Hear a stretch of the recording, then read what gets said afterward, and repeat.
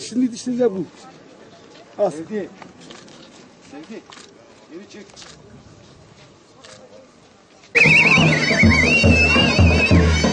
Belediye başkanı hem buradan enkazı kaldıracak hem de buranın yeşil alan düzenlemesini Muş Belediye Başkanı Necmettin Dede bizzat Muş Belediyesi adına yapacak ve Muş'a bu yeşil alanı bir halk parkı olarak kazandırmış olacak.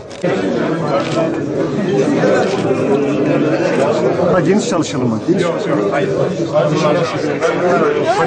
Muş merkezde 1500 kişilik yeni bir spor salonunun inşaatına başlıyoruz. Onu da en kısa sürede ihalesini yapıp inşaatına başlayarak Muş'taki bütün spor kulüplerimizi, Muş'taki bütün genç sporcu kardeşlerimizi kazandırmış olacağız. Aynı ihaleyi devam ettireceğiz.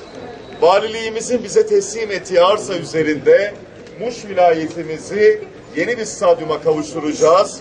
Burayı da hemen yıkıp belediyeye devredeceğiz. Üniversiteye gidiyorsun meslek almak.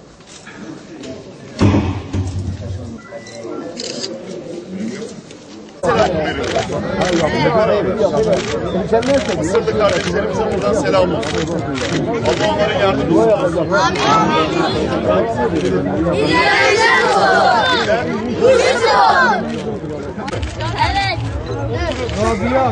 Onlar için dua ediyor muyuz? Evet. Allah yardımcıları olsun.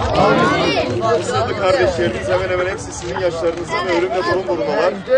Allah onların yardımcısı olsun. Amin.